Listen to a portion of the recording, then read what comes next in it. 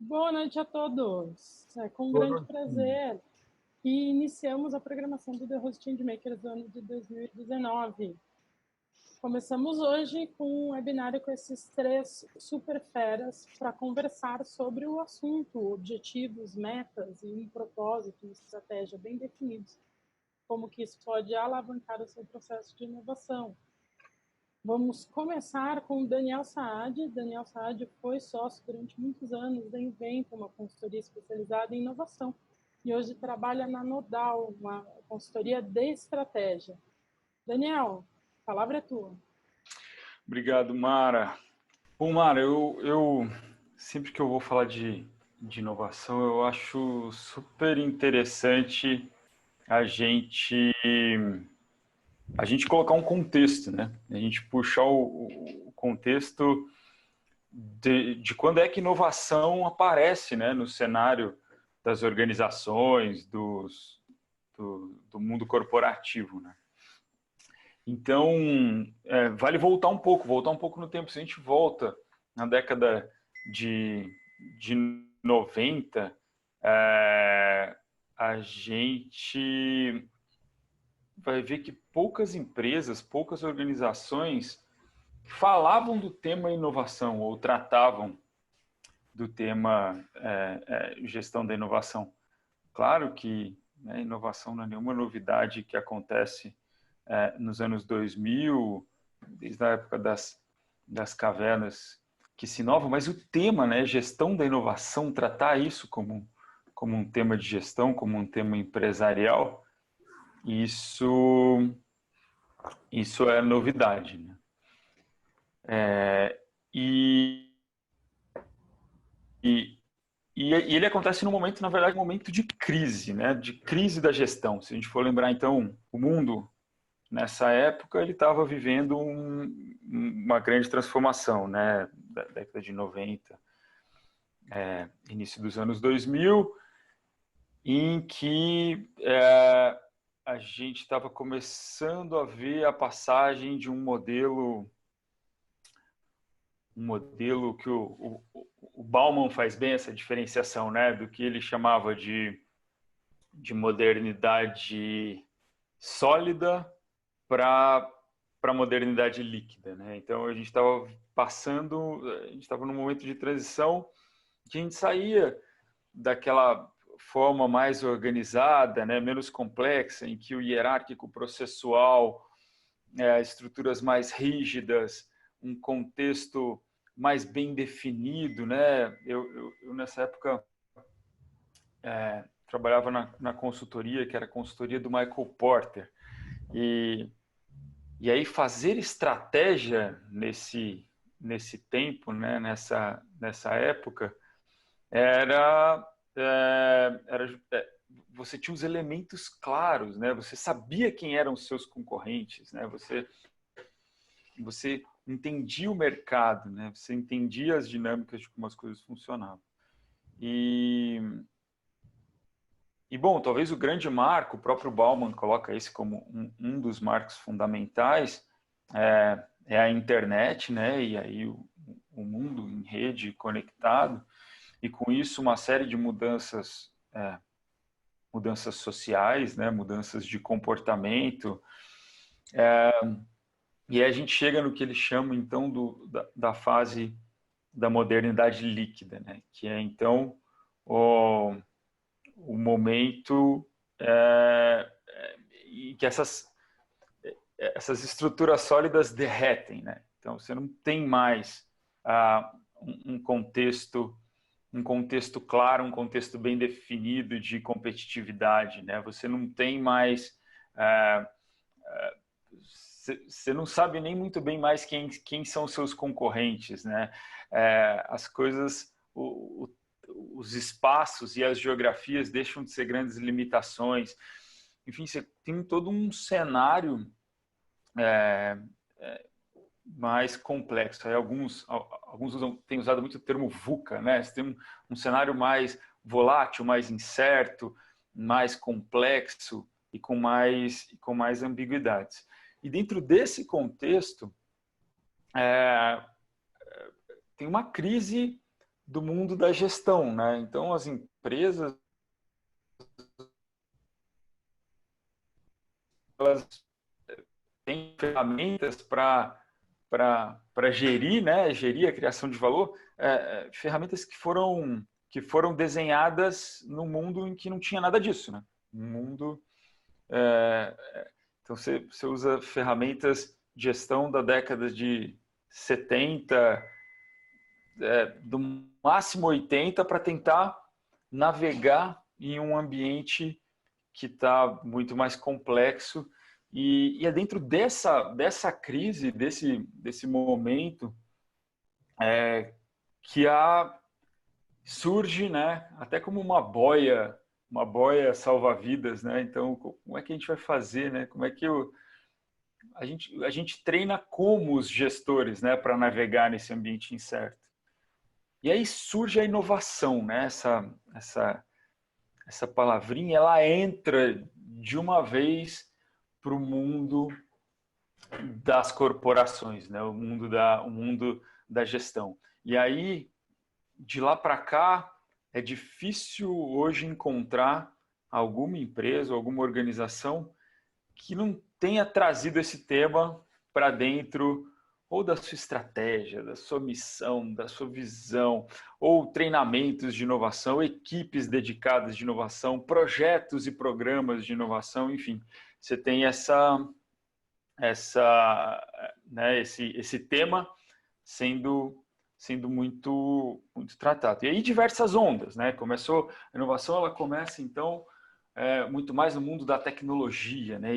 E tecnologia aí no sentido de pesquisa e desenvolvimento. Então, empresas que queriam ser inovadoras criavam centros de P&D.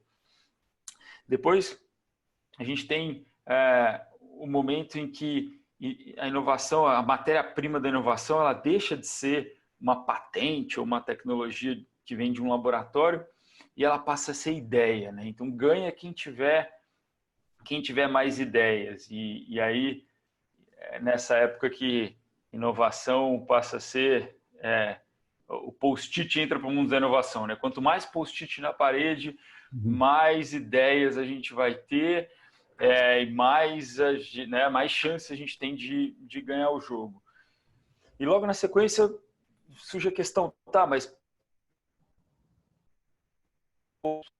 só dentro da organização eu vou ter mais ideia, abrir-se, né? E se a gente começasse a se conectar e buscar essas ideias lá fora, ou buscar pessoas e inspiração lá fora, também toda uma onda de inovação aberta, de como é que a gente se estrutura para conseguir fazer com que ideias entrem na nossa organização ou ideias saiam da nossa organização e comecem a ser germinadas lá fora. Até que vem um momento em que se questiona um pouco esse conceito de que a ideia vai ser a matéria-prima, né, que vai gerar esse grande diferencial. E aí vem algumas ondas das ferramentas, né? Primeiro, design thinking. Então, na verdade, a inovação ela não começa na ideia, ela começa num profundo conhecimento do seu consumidor, do seu usuário, do ser humano, né, que está no centro da sua entrega de valor. Então, aí, o design thinking então vai lá, vai, pesquisa, entende, conversa, se aprofunda, né, nesse entendimento, e a partir daí você vai ter insights, e aí sim você tem uma boa matéria-prima para a inovação. E aí, de repente, vem alguém e fala, mas isso dá muito trabalho, né?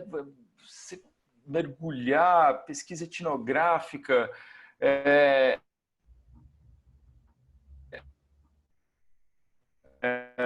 fora montando startup, errando, fazendo coisas, né?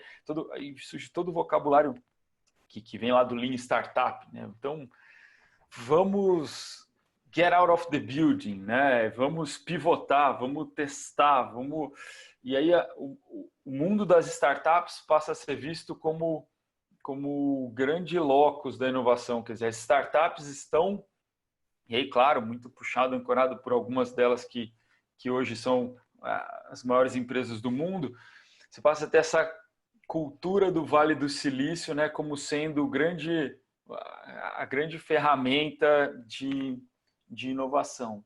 E aí a gente vai chegando, né, nos dias de hoje. Então, muitas dessas ferramentas, dessas empresas, dessas startups, principalmente startups de tecnologia, começam a usar ferramentas mais ágeis, né? Então surge também aí todo o movimento do agile, do ágil, né? Do Scrum, de você usar ferramentas mais ágeis as grandes corporações, é curioso, elas vão correndo atrás de tudo isso, né? Então elas vão tentando entender como é que eu tenho mais ideias, depois como é que eu faço inovação aberta, como é que eu uso design thinking aqui dentro, agora como é que eu faço para me aproximar de startups ou criar startups, como é que eu me torno uma empresa ágil, e aí chegando até o mundo do digital e da inteligência artificial, como é que eu vou ser uma empresa digital, e agora a gente está num momento de muitas organizações buscando, né, como fazer essa transformação digital, ou ter esse mindset digital, usar ferramentas ágeis e tal. E dentro desse... Então, que vem lá nem falávamos de inovação, isso não era questão, não era tema, não existiam projetos relacionados a isso. Até esse turbilhão, né, de várias ondas e de várias ferramentas e de várias metodologias e de vários mindsets que foram se sobrepondo, acabou acontecendo, que é o que eu vejo hoje, e acho que é a nova crise, né? Que inovação começou a ser um fim em si mesmo, né? As empresas começaram a querer ser inovadoras. E se você for parar para pensar, a inovação, eu gosto muito de pegar esse termo, né? Inovar. Inovar é um verbo transitivo, né? O verbo transitivo é aquele verbo que ele precisa de um complemento para ter algum sentido. Você inova em alguma coisa, você inova para alguma coisa, você precisa completar, para você ter uma frase completa, para isso fazer sentido, você precisa dizer um pouco mais. E o que eu mais comecei a ver dentro desse mundo da inovação foi organizações parando nessa, queremos inovar, ou queremos ser inovadoras. E a inovação ela começou a ser um mundo em si mesmo, né? Outro dia eu estava discutindo o risco que é você fazer um prêmio de inovação, né? Premiar o esforço de inovação. A inovação, e esse é o ponto que eu queria fazer, e acho que essa é a crise que as organizações estão vivendo hoje, é que a inovação ela veio, ela não pode ser fim. A inovação pode ser um conjunto de formas de pensar, de ferramentas, de modelos, estruturas, para te ajudar a fazer alguma coisa. Para ajudar a pegar uma ideia e transformar isso num produto. Pegar uma tecnologia e colocar isso no mercado para criar valor para alguém, para a sociedade, para pegar um sonho e transformar isso num grande empreendimento. Mas ela é meio, né? A inovação ela deveria sempre estar a serviço de criar valor, a serviço da estratégia, a serviço do propósito da organização. E não se tornar um fim em si mesmo, né? Queremos ter mais ideias e mais post-its e fazer diferente. Mas diferente para quê, né? Para onde mesmo que a gente está indo, né? Para que... E aí é nesse contexto que eu acho que surge uma crise super interessante, que é as organizações começarem a se questionar mais, né? Para que mesmo que a gente está fazendo tudo isso, né? Onde é que a gente quer chegar com essas ferramentas todas e com todos esses modelos e com todos esses post-its, né? E aí isso cola a inovação na estratégia, né? Eu preciso saber para onde eu quero ir. Se a inovação é meio, eu preciso saber onde é que eu quero chegar para depois usar isso como ferramenta e até para escolher melhor as ferramentas. E eu preciso saber, para ter essa estratégia alinhada, qual que é o meu propósito, né? O que eu quero, né? Para que mesmo que eu existo? E aí colocar a inovação no lugar dela, que é a favor da busca desse propósito. Queria começar assim a discussão e aí passar a bola para vocês. Perfeito. Daniel, peraí que está tendo algum feedback aqui meu. Mas uma introdução muito boa para o assunto. Eu acho que uma grande parte da nossa dificuldade em lidar com isso vem disso, né? Uma coisa razoavelmente nova no mundo da administração e de repente as pessoas falam, não, mas calma, eu tenho que saber para que a minha organização existe. Ninguém nunca me falou isso antes, né? E aí gera um pouco esse tilt, né? O cérebro, a cabeça das organizações dão uma travada. Mas perfeita introdução para o assunto. Eu vou aproveitar, então, só deixa passar a palavra para o Pedro Vilela. Pedro Vilela, ele é fundador da Rise Ventures e trabalha com investimento e com coempreendedorismo com alguns negócios, principalmente negócios com propósitos claros e com impacto positivo. Pedro, a palavra é tua. Manda bala.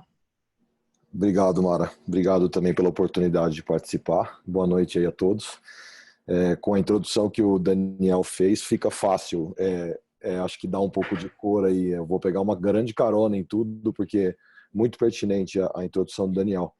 E eu tenho alguns exemplos, né, práticos de contextos onde a gente, aqui na Rise Ventures, a gente se esforça para criar culturas de inovação aqui dentro, né? Porque nossos negócios são todos, eles têm fins lucrativos, eles são pequenos, né? Eles faturam entre 2 e 20 milhões por ano, nosso target early stage, e todos eles têm em comum algum tipo de impacto positivo, seja social, seja ambiental, seja para incluir socialmente pessoas que não têm acesso a produtos e serviços básicos, educação, saúde, crédito, affordable housing, energia, enfim, entre outros, ou seja, para a preservação de vida, seja meio ambiente ou vidas mesmo, animal, enfim. E aí tem todos os setores estão nascendo. É uma nova economia, o que é chamado de capitalismo consciente ou investimento de impacto, que é bem novo no mundo inteiro. Essa conversa começou em 1970, de falar com diferentes termos, mas que pegou mesmo faz nos últimos 15 anos. Então as empresas são muito novas, também são muito pequenas nesse ecossistema de impacto positivo dentro da minha realidade, né? Onde inovação é absolutamente necessário e é exatamente o que o Daniel colocou. Ele é parte de um caldo cultural que a gente se esforça como liderança para formar dentro das organizações, né? Ele não é o fim em si mesmo. Eu não quero ser inovador. Não existe nem a possibilidade de não ser inovador num contexto tão volátil e tão orgânico que a gente vive hoje, né? Então eu posso trazer alguns exemplos, né, disso. Assim, primeiro, conceitualmente, o que a gente vê que incita uma cultura de organização dentro de uma companhia hoje em dia, né? Seja pequena, média ou grande, mas eu vejo fundamental a liderança trabalhar para criar uma cultura fincada num propósito. Então, absolutamente concordo. Assim como a inovação não é um fim em si mesmo, o dinheiro também não é. Ele é um meio também, o dinheiro, né? A sustentabilidade financeira é absolutamente necessária. Não tenho problema nenhum, muito pelo contrário, que as pessoas enriqueçam fazendo coisas boas e com seus core businesses. Agora, enquanto as companhias entenderem que o fim delas é maximizar lucro para acionista, a inovação vai ser um problema dentro das companhias, porque é um propósito vão, é um propósito vago, abstrato, é um propósito sem alma. Ele é necessário, absolutamente necessário para a sobrevivência e ao mesmo tempo sem alma. Então, o lucro é necessário para ser reinvestido e para ser distribuído como dividendo, claro, mas o para que a empresa existe? Esse propósito tem que ser muito claro, muito bem definido. Essa é a essência da coisa, e a partir dela a gente se esforça para criar uma cultura, primeiro fincada em princípios de liberdade e diversidade. A gente procura trazer pessoas de diferentes pontos de vista, ter times complementares com caráter homogêneo e culturas baseadas em liberdade também. Não tem como engessar o ser humano. Tem gente que prefere acordar 10 da manhã, tem gente que prefere acordar às 8, tem gente que gosta de trabalhar à noite, final de semana. Então, assim, a gente estabelece objetivos muito claros, baseado nessas missões de propósito dentro de cada área, e as próprias pessoas criam esses objetivos para elas. A gente cria job description em conjunto com as pessoas. Então não é que a tua função é essa, vem cá, vamos definir tua função junto com você, e a nossa missão é distribuir alimentação plant-based, como companhia B2B. A nossa missão é distribuir café especial, torrar e distribuir café especial, preservando o pequeno produtor, fair trade enfim, melhorando a qualidade da cadeia. A nossa missão é disseminar energia solar, que são as 3 companhias que a gente tem no portfólio hoje em 2 anos e meio.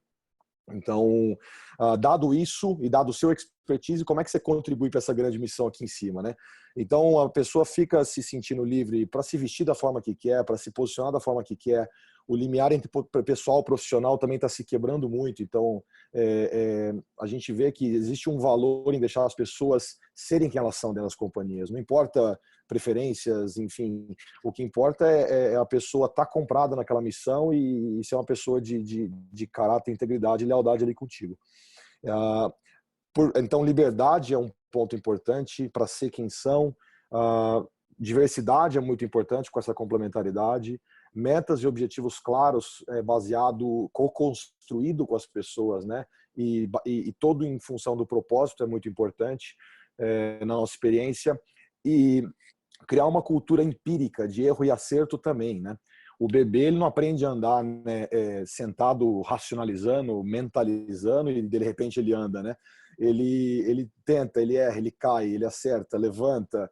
É um processo de alguns meses. Aí ele, de repente, alguma coisa clica no cérebro dele, ele vai lá e começa a andar. Então, isso serve para qualquer coisa que a gente faz, né, numa companhia. Porque hoje é muito orgânico, assim. Eu não sei quem é a minha concorrência. Surge café especial. Cada vez que eu vou no Santa Luzia, eu vejo 70 marcas a mais. Eu não sei te falar 15, mano. Então, é absolutamente pertinente. Eu não sei quem que é a minha concorrência mais hoje em dia. Então, a gente tem que ter uma flexibilidade muito grande de business model para atender. O próprio business model da Rise vem mudando nos últimos anos, de cada companhia. Então, eu poderia citar 1000 exemplos pragmáticos de coisas que a gente alterou no business model, porque a gente tem um time que consegue ser versátil e rápido para ajustar, porque consegue criar rapidamente, errar, acertar para entender os caminhos que precisa percorrer, dada a missão, dado o propósito, que é a estaca que finca, né, o objetivo, o norte, né? Acho que a analogia da bússola aqui, né, que o De Rose tem é perfeito, porque é o norte mesmo. Agora, se eu for encontrar um pântano no meio da ilha, lá para o sul, eu vou ter que desviar do pântano. Então, esse é o business model um pouco. E eu acho que para construir tudo isso, né, pegando agora o como, né, é liderança. Assim, é papel da liderança na ação, não na palavra. A palavra também. Né, o Yogananda tem uma frase que eu gosto muito, né, ele trouxe o Yoga para o Ocidente, eu terminei o livro dele, ficou uma passagem que me marcou muito. Ele falou: para quem faz, a palavra não passa de uma generosa redundância.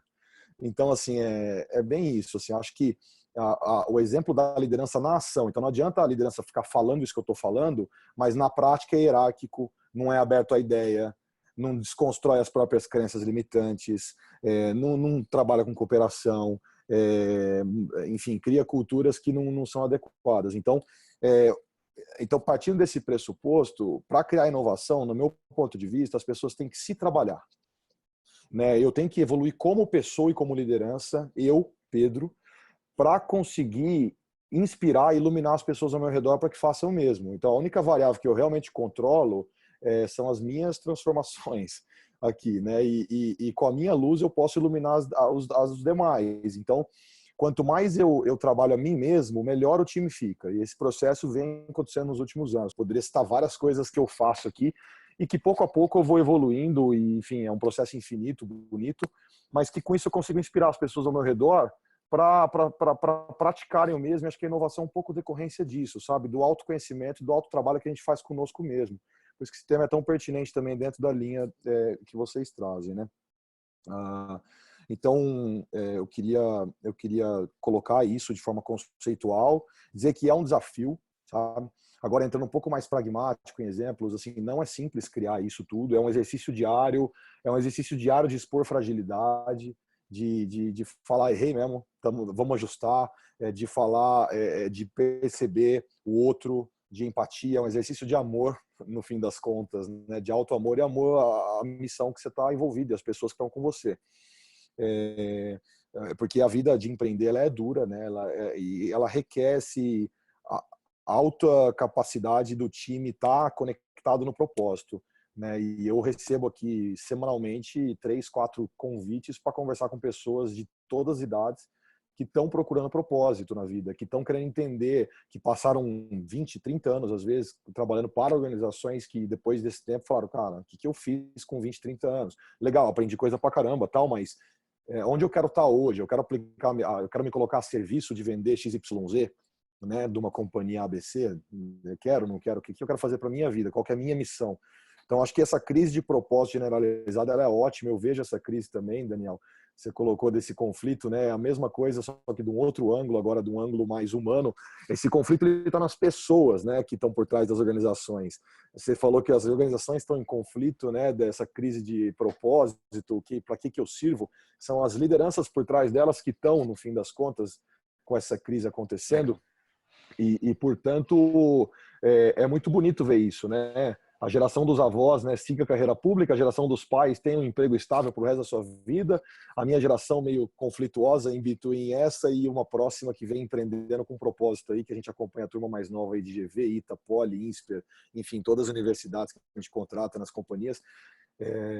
E é muito bacana ver assim, esse movimento, ele não tem volta. Eu acho que o mundo está passando por um shift de consciência, sim, em que inovação não ele é até uma palavra que vai talvez até deixar de ser usada. Eu também concordo que prêmio de inovação é super esquisito. Eu acho que a palavra vai até cair em desuso, porque não existe não inovação daqui a pouco, né? Porque tudo é inovação quase que está acontecendo com o mundo. A velocidade com que as coisas estão acontecendo nessa quarta revolução industrial que a gente está entrando com inteligência artificial, que eu nem vou entrar nesse tópico, né? Porque a gente não tem tempo, assim, é absolutamente disruptivo para todo mundo. A gente tem que se reinventar como ser humano aí dentro. Então eu queria deixar isso aqui, dizer que é um baita desafio. Cada empresa está num estágio nosso diferente, então é bonito tudo que eu estou falando, mas de 0 a 10 eu tenho empresa nota 4 nisso tudo, tenho empresa nota 7 e empresa nota 9. Então eu acho que vida real é vida real. Estamos construindo dia a dia, demora tempo, é anos, é conflito, é problema com gente, é sociedade, não tem nada bonitinho, assim, mas assim, no fim das contas, tem verdade. E ao ter verdade nas relações, né, para construir contextos dessa natureza, essa realização ela tá aí, sabe? Ela tá nas pessoas que você tá, para mim, né? Isso é muito pessoal, não estou dizendo de forma alguma que isso é certo ou errado, ou o caminho que deve ser seguido, pelo amor de Deus. Para mim isso tudo, né? Uma declaração minha do coração. A realização tá nessa verdade das relações aí, por trás desses contextos. E é um privilégio poder, enfim, eu estou à disposição aí para compartilhar fora desse contexto de webinário, que é muito curto, mais experiências, tomem café aqui na Rise, enfim, é super, super aberto aqui, tá bom? E aí eu passo a palavra de volta aí para dar sequência. Muito obrigada, Pedro. Olha, gente, eu vou falar que o café é gostoso, tá? Ele convidou para tomar o café, se você puder, aceita o convite, que é muito bom o café de um dos investidos deles. E, bom, acho que perfeitas as colocações do Pedro. Muito legal ouvir de alguém que tá no mundão, tá lidando com empreendedores com um grau, na verdade, com empreendedores em diversos graus de maturidade, né, com relação a isso, como o próprio Pedro colocou. E aí isso abre a janela perfeita para passar a palavra para o nosso querido Rogério Brant. O professor Rogério Brant, ele é empreendedor, ele atua na área de desenvolvimento de pessoas já há mais de 30 anos, Rô, é isso?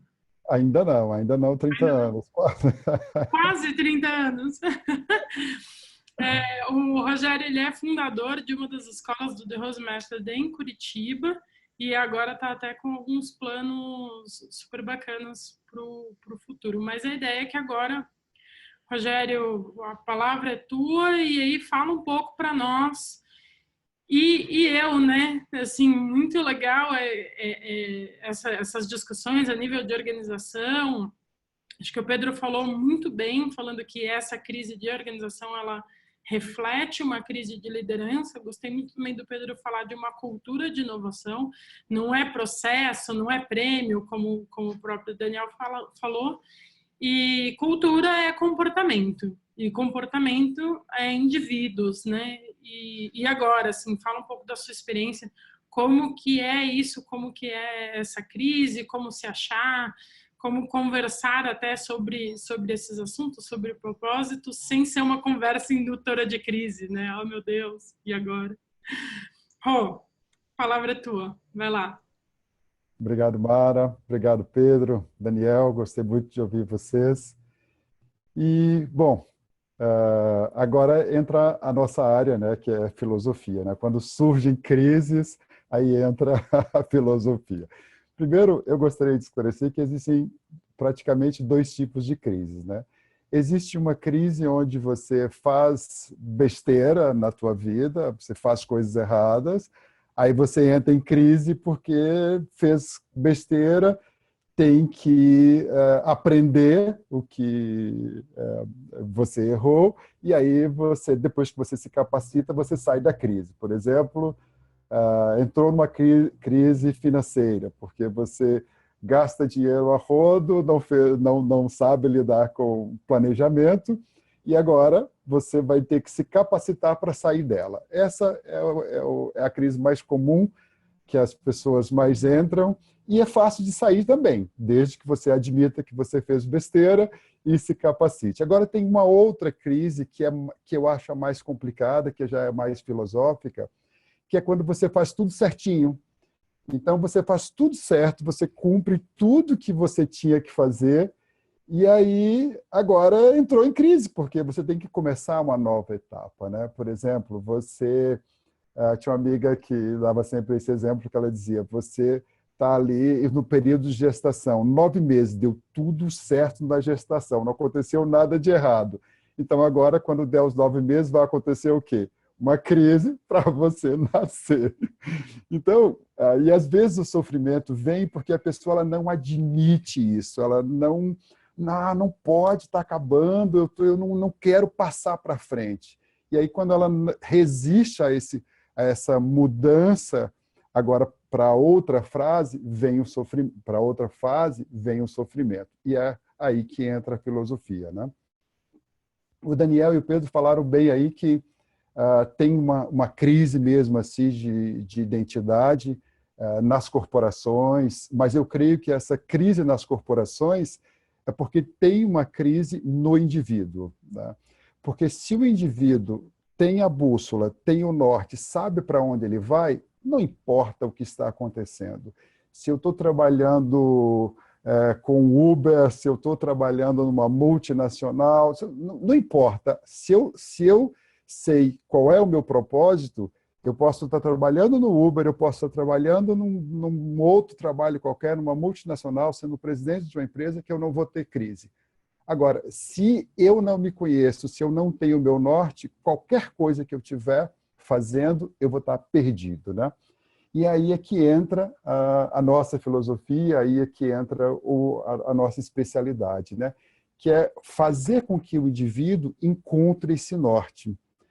Parece complicado, mas é complicado para quem não sabe como funciona. Para nós, que temos um método, que temos a estrutura, é super simples. Como é que nós fazemos isso? Nós dividimos a estrutura. Eu acabei ligando meu cronômetro aqui, mas quanto tempo que eu tenho mesmo a partir de agora? Só para ter uma noção. Uns 10 minutos, entre 10 e 15. Ok. Então, como é que funciona? Para nós, como é que isso funciona? Nós, para facilitar, a gente divide o ser humano em várias partes. Então, o ser humano pode ser dividido em 1000 partes, mas a gente divide, não em tantas, né, para simplificar. Então, a gente divide em uma parte, um corpo físico, um corpo emocional, um corpo mental, um corpo intuicional e a essência dele. Então, está aqui bem simples, talvez a divisão mais simples para se chegar lá, né? Essa divisão. Cada parte dessa tem uma função. É como um organismo, por exemplo. O organismo, você tem o seu coração, você tem os seus pulmões, você tem os seus rins, você tem o seu estômago, cada um tem uma função. Ele vai, se tiver tudo ok no seu organismo, esses órgãos vão desempenhar essa função. A mesma coisa com o ser humano. Se tiver tudo em ordem, o seu corpo físico vai desempenhar uma função, o emocional outra, o mental outra, o intuicional outra e a sua essência outra. Qual é a função de cada uma dessas partes, digamos assim? Bom, a função da nossa essência é ser. Ser o quê? Isso aí que a gente estava falando, né? Ser aquilo que eu nasci para ser, né? Cumprir o meu propósito. Essa é a função da essência. A função dessa outra parte aqui, que é o nosso intuicional, é perceber para que eu nasci. Eu nasci para ser o quê? Né? Qual é a minha essência? Essa é a função do intuicional. Lembrando, ele só vai desempenhar essa função se tiver tudo perfeitamente, assim como tudo em ordem, assim como o seu coração só vai desempenhar a função se o organismo todo estiver em ordem. Depois tem o mental. Para que serve essa estrutura do mental na nossa filosofia? Ele serve para planejar. Então, agora eu já sei, através do intuicional, qual é o meu propósito. Então, é o autoconhecimento, né? A meditação, que a gente chama. Então, através da meditação do autoconhecimento, eu fiquei sabendo quem sou eu, ou qual é o meu propósito. Aí eu passo a bola para o meu mental e digo, olha, eu nasci para ser isso aqui. Planeja aí, meu amigo. Aí entra o mental em cena, que a gente considera um outro ser, ou um outro veículo, digamos assim. Ele entra com o papel do planejamento. Então, ele vai planejar como é que eu vou ser isso aqui. Eu nasci para ser, sei lá, vamos imaginar que eu nasci para ser um pé de abacate. Então, tá. Então, eu nasci para ser um pé de abacate. E aí, o meu mental vai planejar isso. Como é que eu vou fazer? Qual é o propósito de um abacateiro? Dar abacate, né? Produzir abacate. Aí o meu mental vai planejar como é que eu vou fazer isso. Mais uma vez, tendo planejamento, isso não garante nada. Quantas empresas têm ótimos planejamentos e a coisa não acontece. Tem que entrar esse outro serzinho aqui, esse outro veículo, que nós chamamos de emocional. Ele é o responsável por motivar esse planejamento. Mas também só motivação não resolve. Nós temos que ter alguém que faça aquilo. Aí entra em cena esse outro homenzinho aqui, esse outro serzinho aqui, que é o veículo físico. Então, isso aqui é a nossa essência, esse aqui é o veículo que permite o autoconhecimento, que para mim é a chave de tudo. Se você não se conhece, não tem nada feito.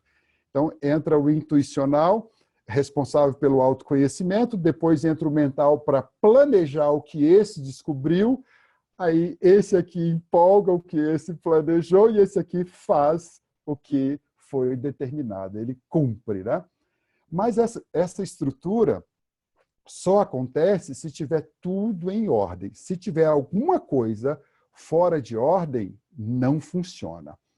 E o nosso método tem essa receitinha, digamos assim, né? O que eu tenho que fazer para que esse veículo físico esteja em ordem? O que eu tenho que fazer para que o meu emocional esteja em ordem, para que o meu mental esteja em ordem, para que o meu intuicional esteja em ordem? Se essa estrutura não estiver completinha, se não estiver sendo abastecida ou alimentada de acordo, as coisas não funcionam. Então, por exemplo, vamos imaginar, vou pegar aqui um exemplo básico, vamos imaginar que eu não esteja alimentando uma dessas estruturas, a estrutura do emocional. Por exemplo, eu não tenho uma boa estrutura familiar ou eu não tenho uma boa estrutura afetiva. Então, vai ficar aí essa estrutura familiar e afetiva, é a estrutura que alimenta o emocional.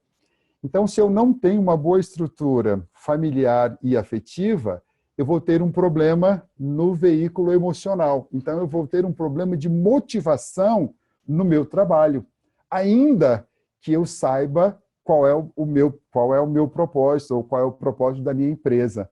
Se tiver esse furo aqui, as coisas não acontecem.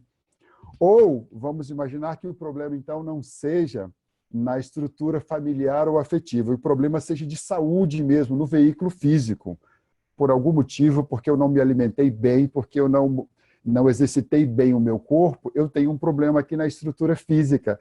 Isso vai impedir que eu execute os meus projetos, aquilo que foi planejado. Ou vamos imaginar que eu tenha um problema na minha estrutura do mental. Eu não consigo fazer um bom planejamento, toda a estrutura vai ser comprometida.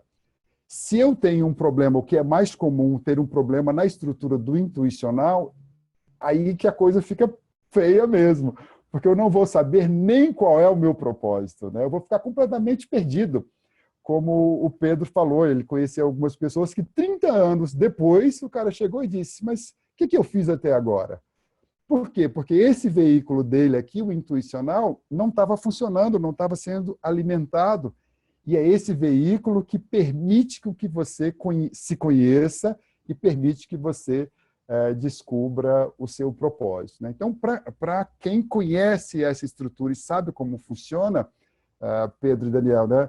Vocês falaram sobre isso aí, acaba sendo simples, assim, para a gente é muito simples. Então, eu ministro consultorias sobre esses assuntos, então, às vezes, em 1 hora conversando com a pessoa ali, eu consigo chegar junto com ela, obviamente, a gente consegue definir isso tudo, fazer um planejamento de todas essas áreas. Um planejamento não pode ser feito só em uma área, eu tenho que fazer um planejamento pensando em toda essa estrutura, pensando no todo, senão não vai funcionar, porque a gente tenha as ferramentas corretas, né? Acho que eu acabei já falando demais, né? Mas é basicamente isso. Então, no dia do curso, que vai ser agora em fevereiro, né, Mara? Então, no dia do curso, a gente, né, vai ter mais tempo para falar sobre isso. A intenção é que todo mundo saia de lá, pelo menos com um rascunho, sabendo qual é o seu propósito, quais são os seus sonhos e como fazer para atingir esses sonhos, né? O objetivo é, nessas 4 horas que a gente passar junto, fazer exercícios não só teóricos, mas fazer na prática mesmo. E aí, se você percebe isso em você, ok, eu como indivíduo, eu sei qual é a minha função, eu sei qual é o meu propósito. Agora, não importa qual a empresa que eu tiver, eu só vou agora checar se a empresa tem os mesmos valores que eu, né? O que ela faz não importa muito. Ela só tem, é claro, que ter os mesmos valores que eu. Eu comecei a fazer isso muito cedo, né? Eu estou aqui na minha biblioteca, deixa eu mostrar para vocês aqui. Eu tenho isso anotado, tenho um caderninho aqui, né? Onde eu comecei a fazer isso. Agora vocês vão descobrir quanto tempo que eu pratico o método de Rose, tá? Então eu comecei a fazer isso, acho que dá para ver aqui a data, não sei se a câmera pega. Olha, em 1995. Aí eu anotei aqui, qual é o meu propósito, quais são os meus valores, e aqui tem os meus sonhos. Eu anoto tudo aqui, um por um. Cada ano eu anoto 3 coisas, como já tem muito tempo, já está lotado esse caderninho aqui, e aí onde eu vou acompanhando, né? A intenção no dia do curso, não precisa cada um fazer um caderno como esse aqui, né? Mas a intenção é brincar um pouquinho com isso e cada um sair com uma estrutura, pelo menos básica, para dar sequência. Bom, Mara, deu aqui os meus 10 minutos, não sei se você quer complementar com alguma coisa, se os meninos querem falar mais alguma coisa, o Daniel, o Pedro, ou se a turma aí quer fazer perguntas para a gente, né? Acho que...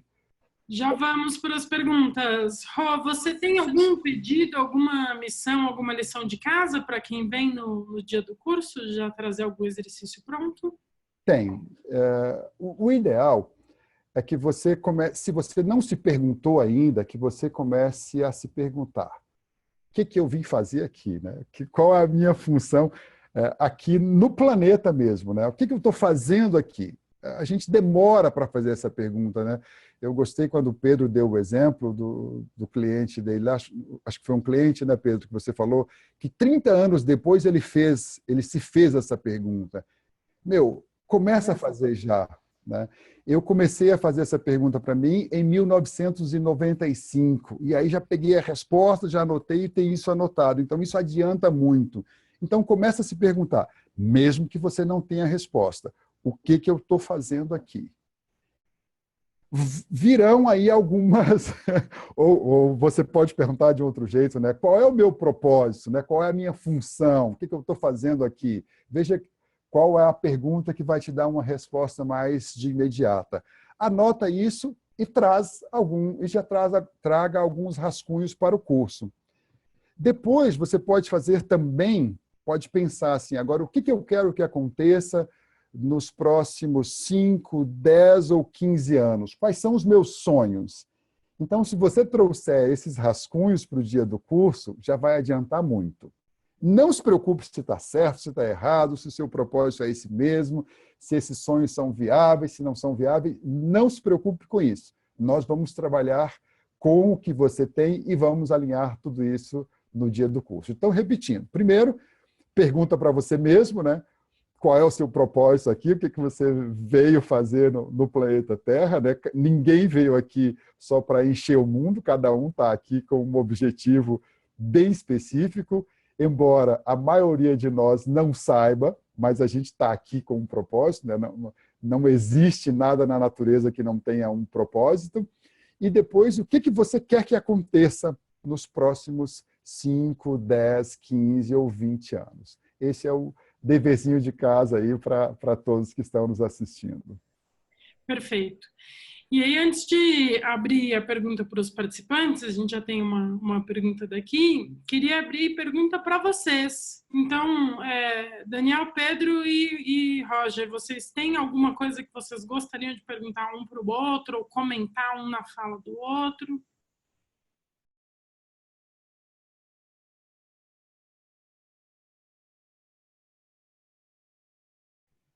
Beleza, então vamos... Pergunta. Pergunta, você me passa ou tem que estar ouvindo, né? Você tem que falar mais perto daqui. Ah. Fala bem alto, assim, projetando a sua voz. Oi, boa noite. Eu queria saber como que tem sido a aceitação das empresas, né, no mundo corporativo com relação a essa ideia que você trouxe de se conhecer, né, do autoconhecimento. Você falou sobre corpos do homem, né? Como tem sido a aceitação? Tranquilo ou eles vêm com uma visão, sei lá, mística, por algum motivo? Pergunta para os três? Para o Rogério, que tocou nesse assunto, mas... Beleza. Olha, como é que é o seu nome? Eu acabei... Não sei Camila. Camila, por mais incrível que pareça, as empresas já estão se tocando disso. Elas percebem, elas já começam a dividir. Elas percebem que elas têm partes também, né? Elas percebem que elas têm uma parte de planejamento, elas percebem que elas têm uma área que é para motivar as pessoas, elas percebem, como o Pedro falou, se a empresa não tiver o foco na realização pessoal, as pessoas não ficam, elas já estão percebendo isso. E como é que eu vejo isso, Camila? Eu vejo assim, as empresas elas vão fazer essas mudanças à medida que elas percebem que é mais lucrativo para ela. É mais lucrativo para ela ter um funcionário, ter um colaborador que é mais feliz. É mais lucrativo para ela, para todo mundo, se a pessoa está em busca de realização pessoal. Eu não quero, trabalhando comigo, uma pessoa que não compartilhe dos mesmos valores que eu e que eu não contribua para o propósito dela. Então, eu deixo muito claro quando a pessoa começa a trabalhar comigo. Olha, o meu propósito é esse, o propósito da minha empresa é esse. Qual é o seu propósito? Como é que eu posso fazer para te ajudar a chegar onde você quer e como é que você pode me ajudar a chegar onde eu quero? E aí a gente faz uma parceria. As empresas estão percebendo isso. E eu acredito, Camila, que essa mudança virá por isso, não porque as pessoas vão, pelo menos no primeiro momento, né, porque elas vão se conscientizar e vão dizer, ah, que legal, é melhor, é mais gostoso. Não, elas vão perceber que, se não fizer isso, elas vão perder mercado, né? O Pedro e o Daniel deram vários exemplos sobre isso, de que quem não está inovando já era. antes as empresas fechavam, por quê? Elas fechavam porque elas tinham uma má administração, porque elas não tinham um bom produto. Hoje, mas nem se, assim, uma empresa que não tem um bom sistema de administração e que não tem um bom produto, está descartado, né? Agora, ela tem que inovar, e daqui a pouco, eu não me lembro se foi o Daniel, se foi o Pedro que falou, que a empresa que não inovar, ela também não vai entrar no mercado, né? É uma coisa que vai ser assim, ou é isso, ou então não existe, né? Acho que foi o Pedro, se eu não me engano, foi você que deu esse exemplo, né, Pedro? Acho que nós dois falamos de formas distintas, isso sim. Só para ilustrar com um dado, o trainee da Procter & Gamble esse ano, em relação ao ano passado, acho que caiu, posso estar errado na estatística, mas ela é bem grande, é 60, ao redor de 60% o número de inscritos no trainee da Procter & Gamble. Então, o que ilustra um pouco a necessidade das empresas começarem a olhar isso, porque não é necessariamente pelo produto ou pelo processo, né? É um pouco essa questão da essência mesmo. Só complementando, o que eu tenho visto nas organizações, eu passo por muitas empresas diferentes, claro, elas estão em estágios diferentes, mas é que todas estão se movendo nessa direção, de ter mais abertura para falar de assuntos de autoconhecimento, de propósito, e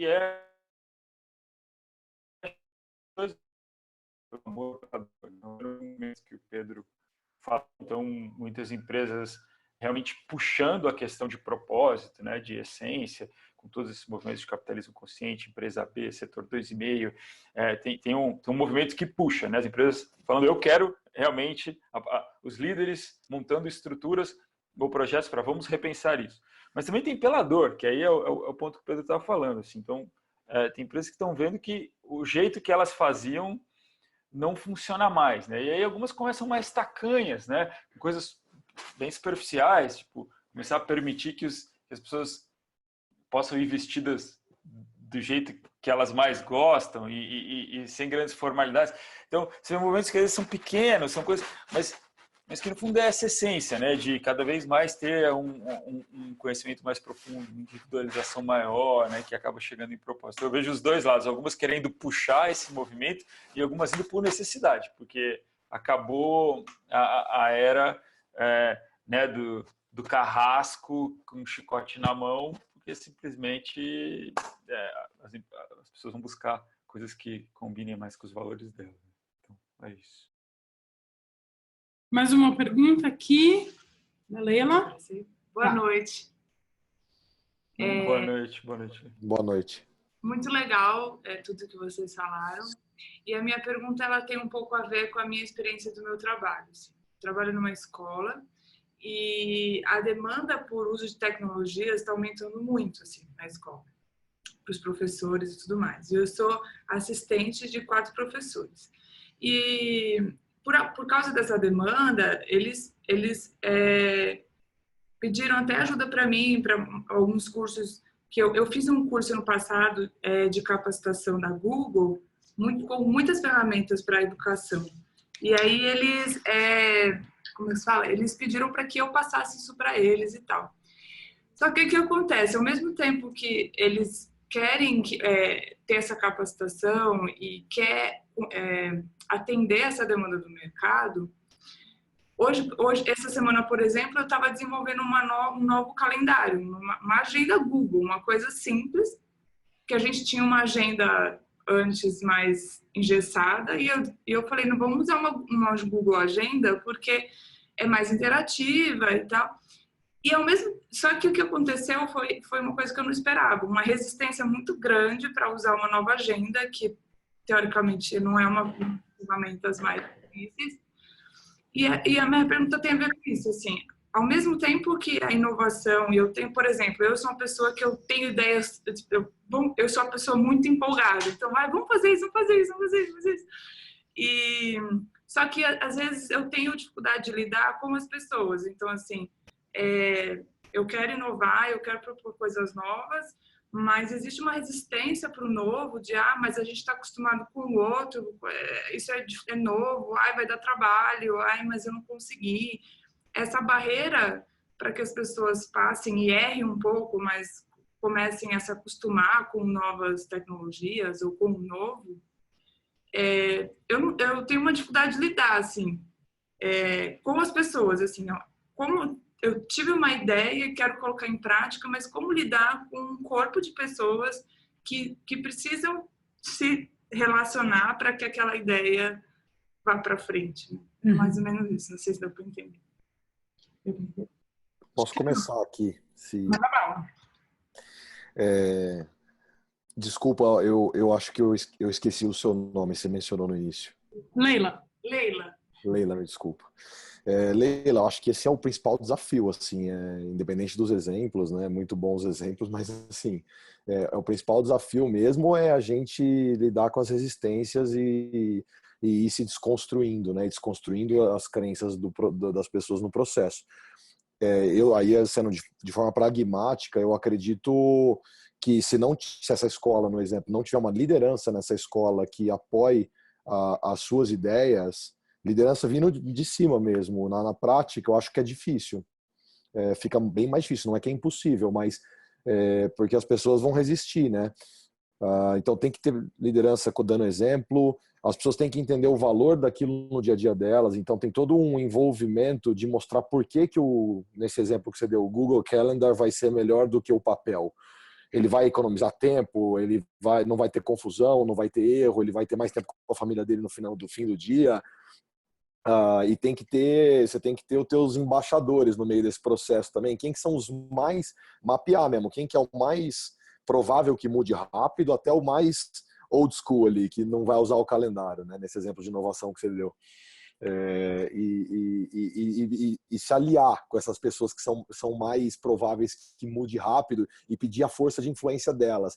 Então tem todo um processo de change management que a gente chama nas companhias, quando a gente vai implementar mudança, que primeiro, as duas coisas mais fundamentais para o change management são, na minha opinião, porque a gente implementa muito projeto que vai bem, que vai mal, que vai médio, em contextos distintos, e o que eu aprendi? Se não tiver liderança com buy-in, com completo comprada com a ideia e com a essência no exemplo, fica semi-impossível a tarefa.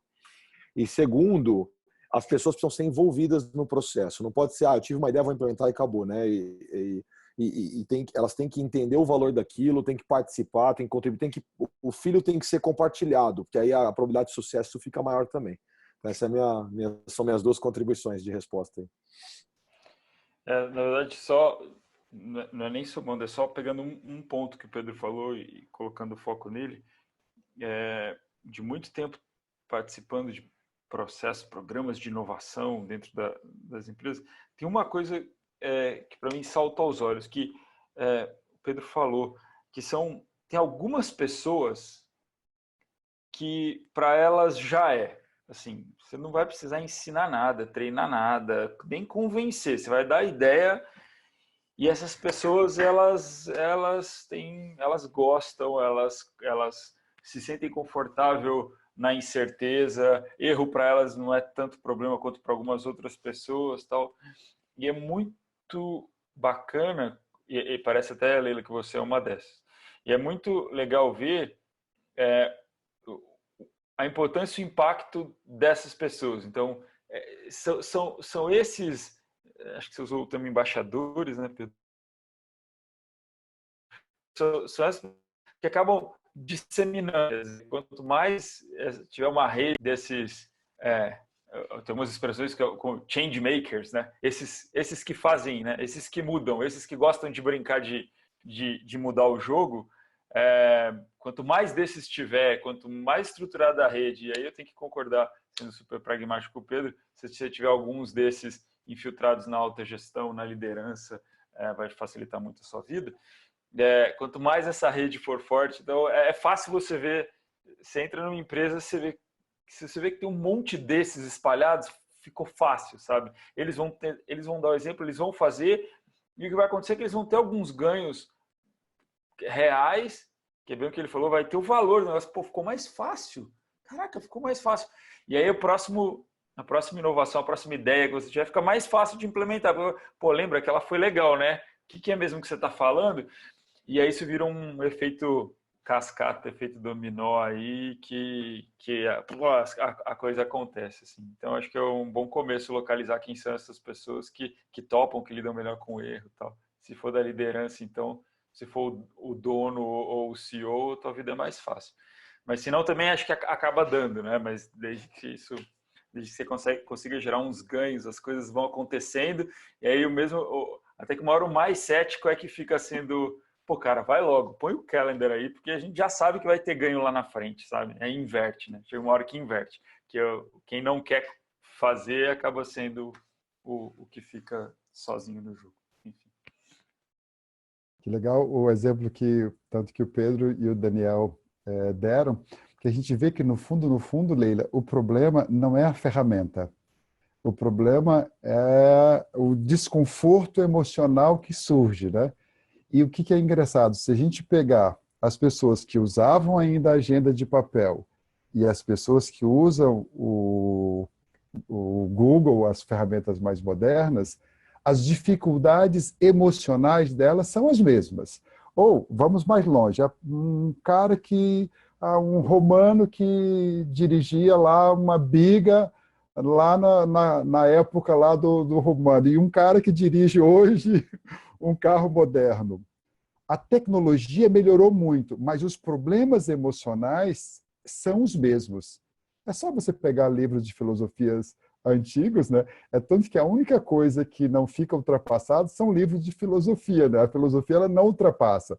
Se você pega um livro de tecnologia, cara, 6 meses depois, isso já está muito antigo, né?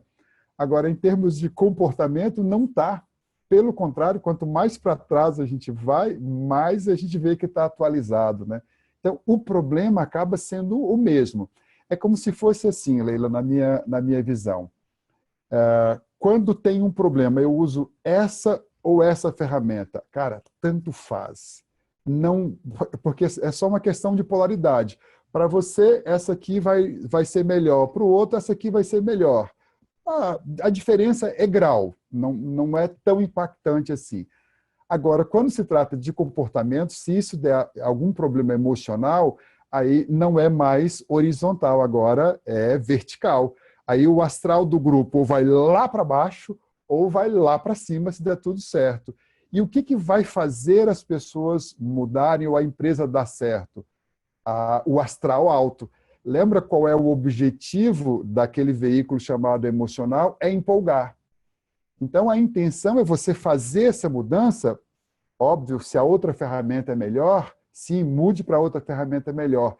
Mas fazer essa mudança de uma forma que as pessoas fiquem com o astral lá para cima. Aí o Pedro e o Daniel deram ideias espetaculares, que são pegar pessoas que já têm uma tendência a influenciar o grupo para que todos façam essa mudança felizes, porque se eles não fizerem a mudança feliz, não vai dar certo.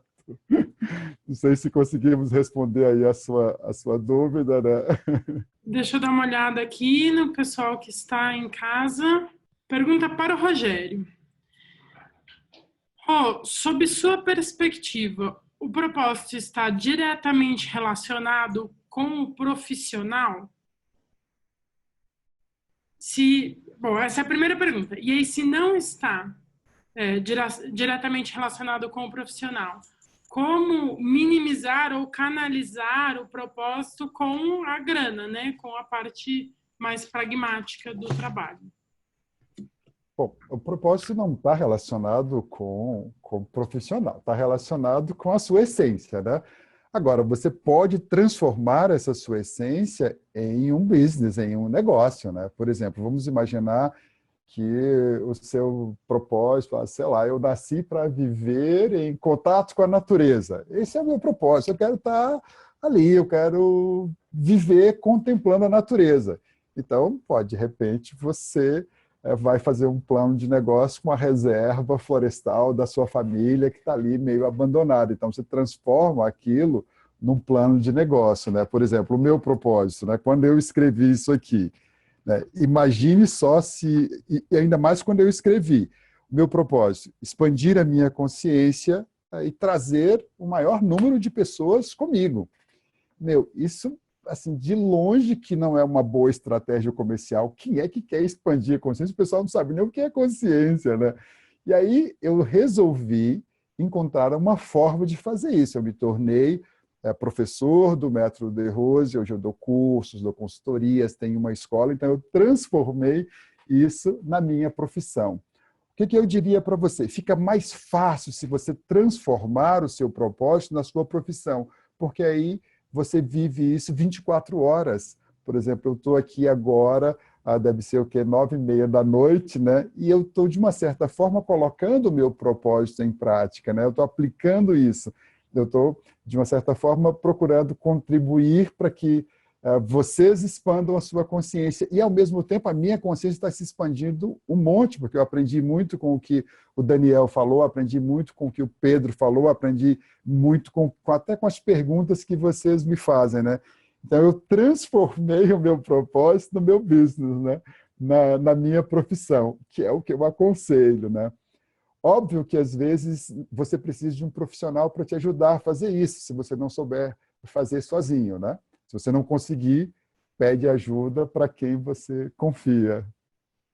Não sei se respondi, se era isso mesmo. Se os meninos quiserem contribuir com alguma coisa aí também em relação a isso.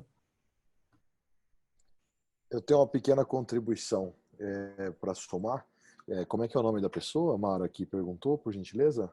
É o Bruno. O Bruno. Bruno, é um desafio. Eu acho que sim. É muito importante isso que o Rogério falou de, né, esse caminho de tentar se sustentar, se monetizar com algo que seja relacionado ao seu propósito, à sua essência. E é um desafio, sim, tá?